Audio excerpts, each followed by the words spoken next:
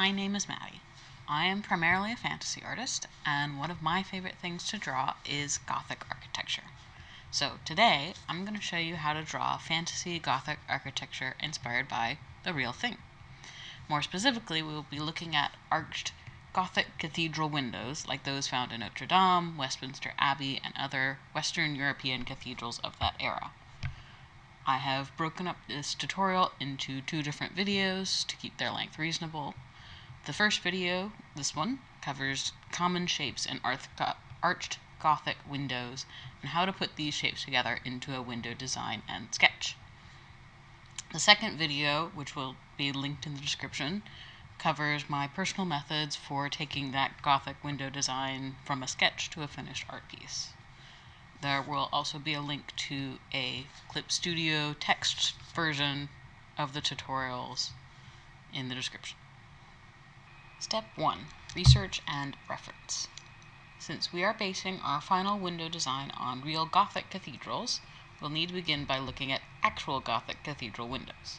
I'll show you how to break down some of the shapes in these windows using some reference photos I took on a trip to France years ago. You can see them here on the screen.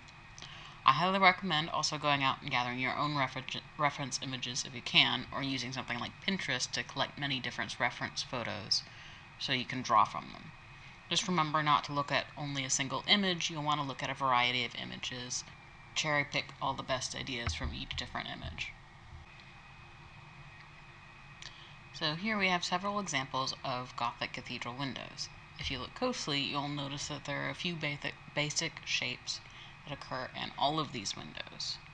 Part of what I personally particularly like about drawing Gothic windows is that because they use these repeating shapes, we can easily break down what looks like a super complex design into much more simple pieces and then replicate those pieces in different ways on our own window designs. Thus, we can make a totally new, never seen before window that looks like it belongs on a Gothic cathedral. In fact, if you practice finding and making these shapes often enough, you can get even more fantasy windows in your drawings. Kind of like this one that I've been working on for a recent piece. Bonus sneak peek. So, what are these main shapes in the Gothic windows? Well, the most obvious shape is, of course, the outside frame shape for the windows.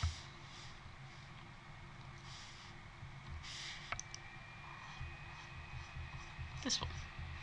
You can see it repeated in pretty much every window on this page. This particular shape, the rounded arch with the pointed top, defines this window as a piece of Gothic architecture. In fact, the name for this particular type of arch is a Gothic arch, as opposed to the more rounded arches you can find in other types of architecture. This does not mean that all Gothic arched windows are the same size or the same ratio of height to width. However, you can see that even on these several windows which were on the same building, this one's a lot shorter, wider, whereas these are taller and skinnier. But they all have that same characteristic arch at the top and an extended rectangular shape at the bottom.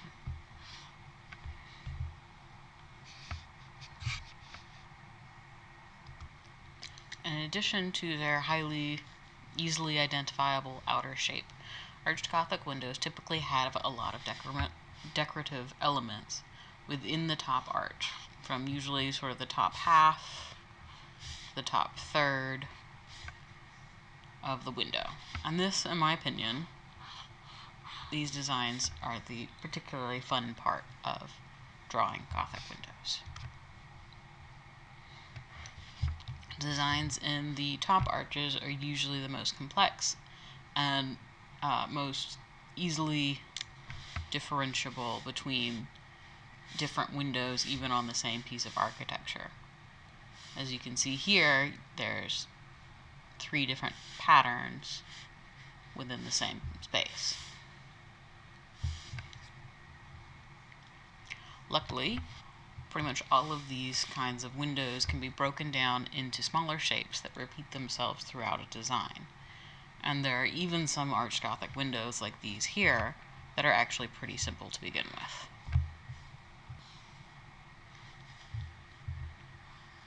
So as you can see here, this one just has two little baby arches, circle, and the flower design.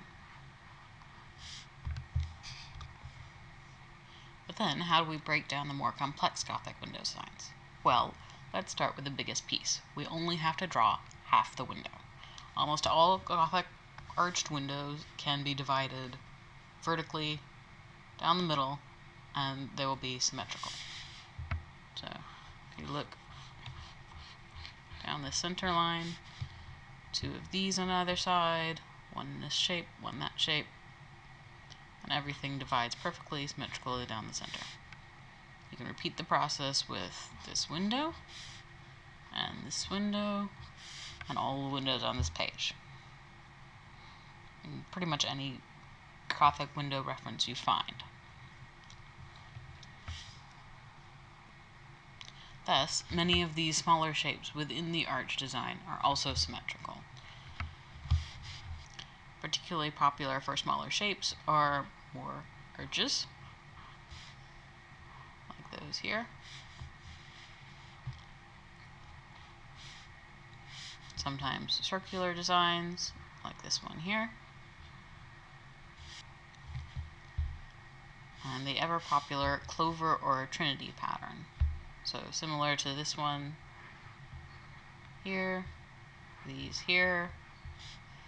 The clover pattern is usually a circle with 4 smaller half circles connected inside, or the trinity, a version of that with 3 petals. These shapes tend to come up quite often in Gothic window design. So if you look at a number of different references, you'll kind of be able to see and pick out all these shapes repeating, even in more complex designs. The clover pattern in particular is very popular within Gothic architecture, and there are many variations on it. So you can see here, there's one variation. You've got the 2 sides and then point on the bottom and a point at the top. In the same pattern here, point to the top, rounded side, point to the bottom, rounded side.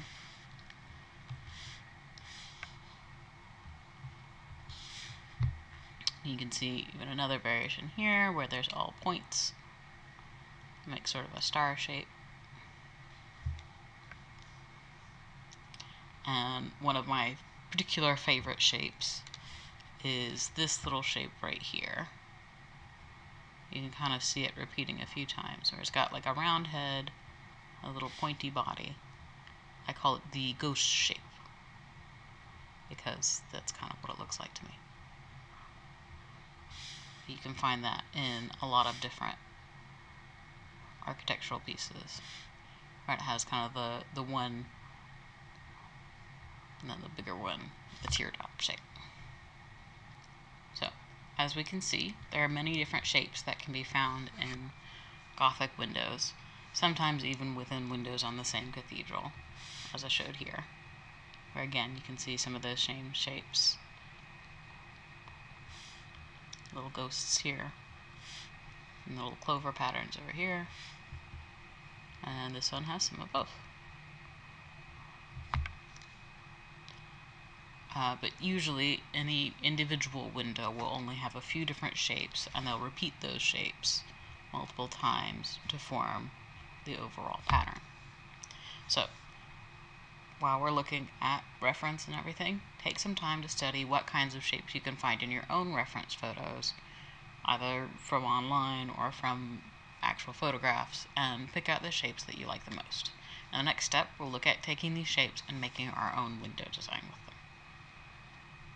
Step 2, ideas and sketching. As we saw in our research and reference step, there are a number of shapes that are often present in Gothic cathedral windows. Obviously, we've got the pointed arch, and we've got shapes like the clover, or the clover that's been modified, and the ghost. These shapes are part of what will distinguish your Gothic window from other styles of window that could be decorated in a similar shape, but not necessarily have all the same elements. Of course, now is also the time to expand beyond the shapes present in real-world windows if you like. Just keep in mind that the more different you make your window design, the less Gothic your window will look. Of course, if you're making up a fantasy design, then have at it. Do whatever you like. But this is about making a Gothic window. Now, if you remember that line of symmetry we talked about earlier, here's what will come in handy. If you have Clip Studio Paint, you can go to your Rulers tab right here and look for the symmetrical ruler down at the bottom. Set number of lines to 2, which will give you a straight line, and make sure that line symmetry is checked. And then you can hold Shift, draw a straight line up and down, and you will be able to draw symmetrically at the same time.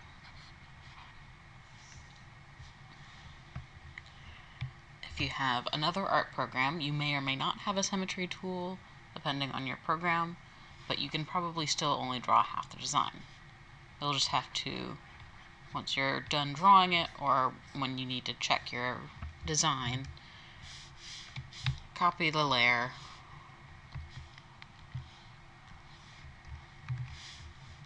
flip or mirror your design, and bring it over to the center. But most art programs should still be able to do the same thing. You just won't be able to see it in real time, unfortunately. So, once you have your line of symmetry down, let's start by creating the basic Gothic arch shape. Don't forget the point at the top, and make it however skinny or fat or tall or round you like. And once you get to this stage, you can use either the line tool or unclip, hold Shift, and draw a straight line down, and a straight line over, so you don't have to worry about making your line straight on your own.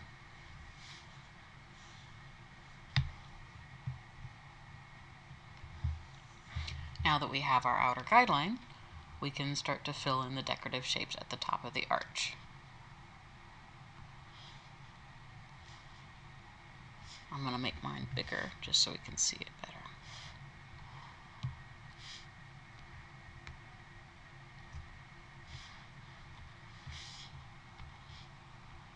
I usually start my Gothic window designs by marking in where I would like the complex part of the design to stop, and the bottom sections that sort of fill in the rectangle to start.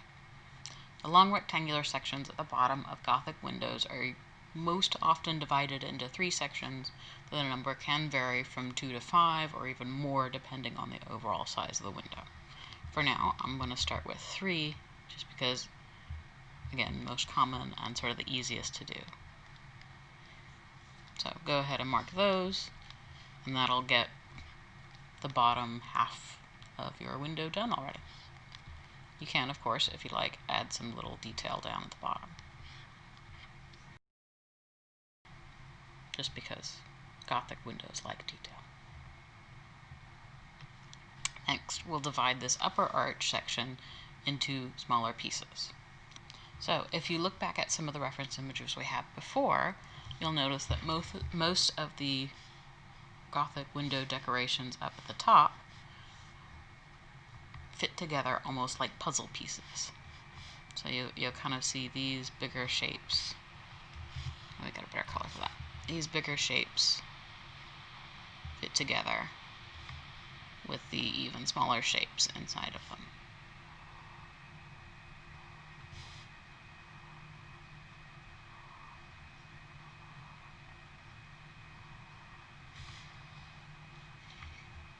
a lot of the shapes that we come across in these sort of medium-sized shapes are sort of like flower petals or circles like we have here,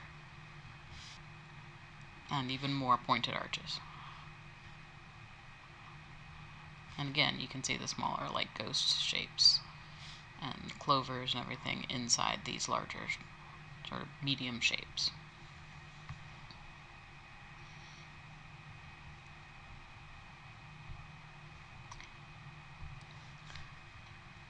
Personally, I tend to like more of the flower petal type shapes, so that is what I'm going to draw in to my window here.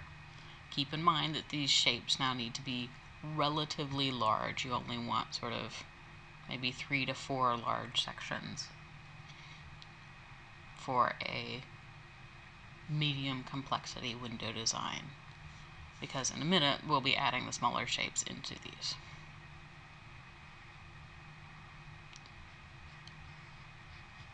And often these top parts are the same sort of across the front, but you can vary them if you like.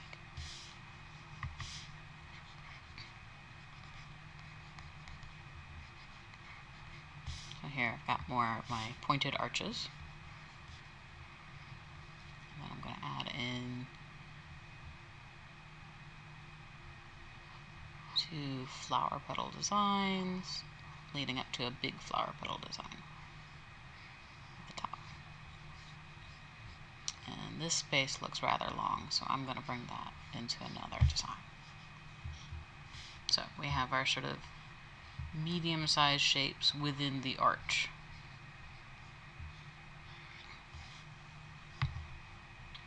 Now that we have the larger shapes in our window, it's time to fit in our smaller shapes that we take a look at before. Try to make sure you repeat shapes as you go to keep them consistent within the window, and as I mentioned earlier, many real-world Gothic windows use the same shape more than once in their designs. Also keep in mind there's no real right or wrong way to draw these. If you get stuck, go back and look at your reference for a shape you like. Try and fit it into what you already have, or make a new outline if you need to do something entirely different. So for mine, I'm going to do some more smaller pieces in so more arches within the arches, and do these sort of shoulders. And then I'm going to do some of those modified clover shapes. So this one will 4.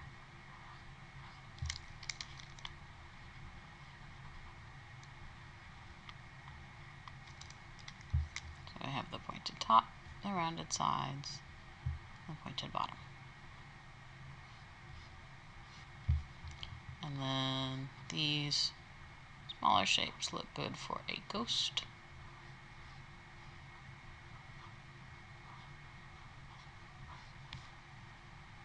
So one there, and I'm going to make this one with a really big head.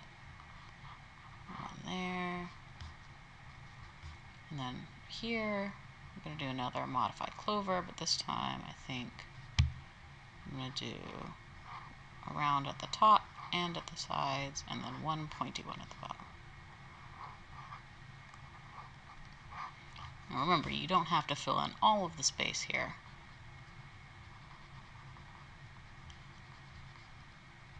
Just as long as you fill in as much as feels comfortable for you.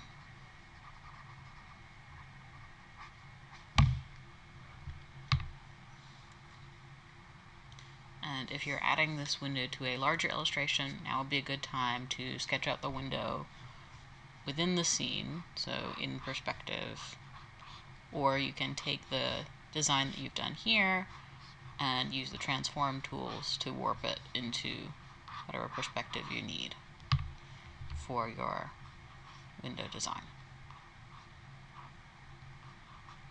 Whenever you're happy with your sketch, you can go on to the next tutorial part, the next video, and take a look at how I finish out my pieces. Otherwise, you are welcome to go ahead and finish it off in whatever style you like. Thanks for watching. I hope it helps.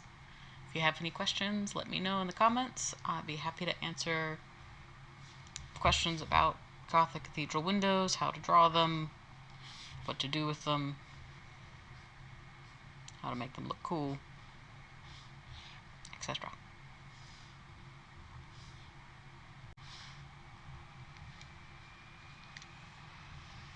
The rest of this video will be me doing some other Gothic window sketch designs and figuring out which one I'd like to do for the finishing video.